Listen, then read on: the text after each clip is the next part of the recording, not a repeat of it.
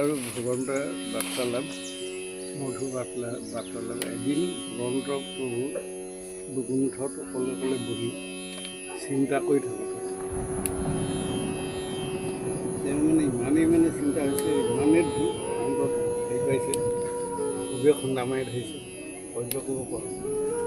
সেই সময়তে জ্বৰেই নে বিশেষ কিবা এটা হৈছে, কি হৈছে নিজে ক'ব নোৱাৰে, খালি অশান্ত লাগিছে ভগৱান। সেই সময়তে তেওঁ ভাবি আছে কি হ'ব কি নহ'ব, এনে ভাবি থাকোঁতে দেৱকী নাৰদ সিদিনাখনি ভগৱন্তকে এপাক চাই যাওঁ বুলি আহিলত ভগৱন্ত তেতিয়া দেখিলে খুব জৰ্জৰিত হৈ আছে, চিন্তাৰ ক্লিষ্ট হৈ। তেতিয়া নাৰায়ণ নাৰায়ণ শব্দ কোৱাৰ লগে লগে ভগৱন্ত চকু মেলি ওপৰলৈ চাইছে, আগলৈ চাইছে। চাওঁতে দেৱকী নাৰদক দেখিলে। তেতিয়া তেওঁ খুব সন্তোষ হৈছে আৰু মনতে ভাবিছে যে মোৰ অশান্ত মনৰ সময়ত এই চিন্তাক্লিষ্ট সময়খিনিত ভকত পৰম বৈষ্ণৱ এই নাৰদ আহি আৱিৰ্ভাৱ হৈছে, বৰ বঢ়িয়া কথা। গতিকে মই কিবা এটা নিশ্চয় ইয়াৰ সমাধান মই এই দুখৰ অন্ত কৰিব বুলি মই ভাবোঁ। তেতিয়াহ'লে নাৰদে ক'লে কি হৈছে আপোনাৰ, কেলৈ ইমান চিন্তা কৰিব? আপুনি যদি চিন্তা কৰে জগতৰ বাকীসকলে কি কৰিব? গতিকে চিন্তাই ৰখ। তেতিয়া কৈছে যে নহয় দেৱকী, আপুনি বুজি পোৱা নাই মোৰ কি হৈছে, মই নিজেও ক'ব পাৰোঁ। গতিকে আপুনি খুব ধুনীয়াকৈ মোক দি থওঁ। তেতিয়া নাৰদে যে আমাৰ প্ৰভু আকৌ এই নাৰদক দেখিলে মনত পৰে। এনেকৈ নাৰদনো ক'ত আছে, কি কথা কোনো কাহিনী হেৰিয়ে নকৰে। গতিকে নাৰদক দেখাৰ লগে লগে তেখেতৰ হেৰি হ'ল, দেৱৰ্ষী আহিছে কৈ আছে, দেৱৰ্ষী আহিছে কৈ আছে। কিন্তু দেৱৰ্ষী কৈছে যে ই নাৰদক দেখাৰ লগে লগে ভগৱন্ত সদায় কয় যে আপুনি আপোনাৰ কথা চিন্তা কৰে। কি চিন্তা কৰিছে আপুনিয়ে জানে, মইতো জানা। গতিকে আপুনি জগতৰ প্ৰভু হৈ পেলাই কি চিন্তাত মন নহয়। মই ভকত ভগৱন্ত এই যিটো সান্নিধ্য, সেইটোকে লৈ পেলাই মই অকণমান চিন্তা কৰি তাৰ উৰি পোৱা নাই। গতিকে বৰ ভাল হ'ল আপুনি মোক অকণমান গীত শিকাই শুনক, তেতিয়াই মই শান্ত হ'ম আৰু মোৰ মনটো শান্ত হ'ব। গতিকে আপুনি গীত গাওক, মই শুনি যাম। তেতিয়া সময়ত নাৰদে গীত গাই আছে। নাৰদে পঞ্চম হৈ গাই আছে। পঞ্চম হৈ বাণীখিনি ভগৱন্ত ক'ব নোৱাৰা হৈ নাচি বাগি ক'ব নোৱাৰা হৈ।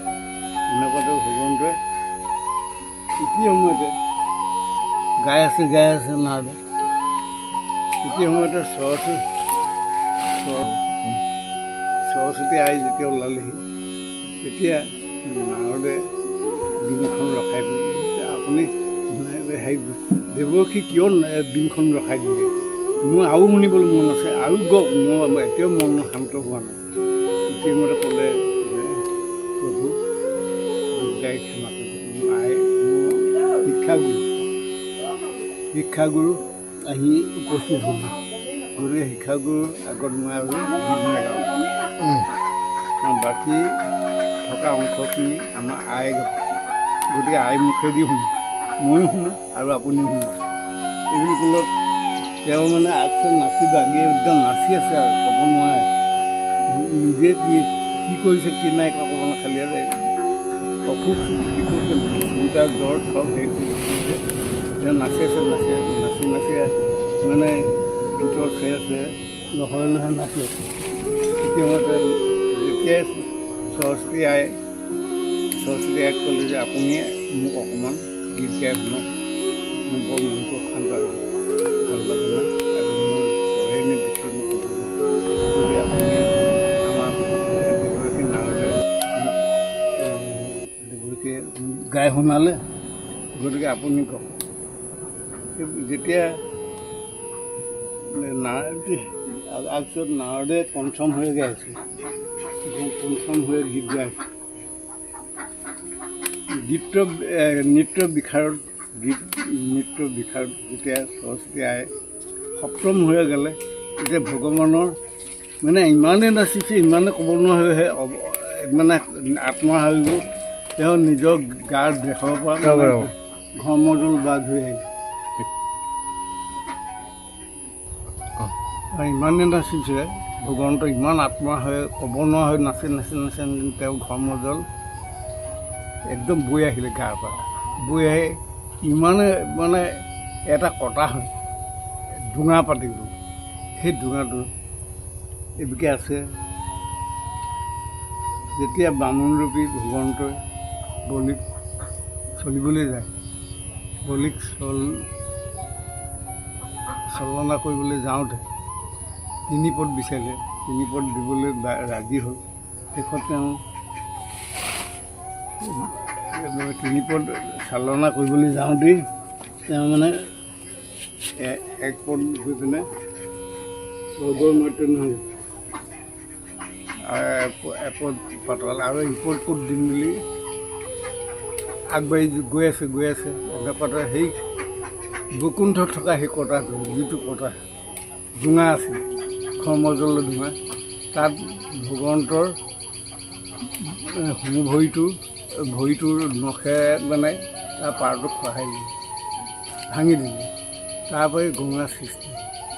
ভগৱন্তৰ আৰু গীত বিশাৰদ সৰস্বতী আই আৰু নাৰদৰ পঞ্চম গীত শুনি তেওঁ শান্ত হ'ল। তিনিও সেই কথাবিলাক পাতি মেলি শেষত এই থাকি গ'ল, সেই ডোঙাটো থাকি গ'ল। ডোঙাটোৰ পৰাই গৈ আছে। কিছু কালত ভগৱন্তক মানে হেৰি কৰিলে, আৰাধনা কৰে। যেতিয়া বামুণৰূপী ভগৱন্তই বলি চলিবলৈ যায়, সেই চলি কৰিলে 1 পদ মানে গৈ ভগৱানৰ বৈকুণ্ঠত গৈ খুন্দা মাৰি বুঢ়া আঙুলি নখেৰে মানে পাৰ ভাঙি, তাৰপৰাই আহি গংগাৰ সৃষ্টি হৈছে।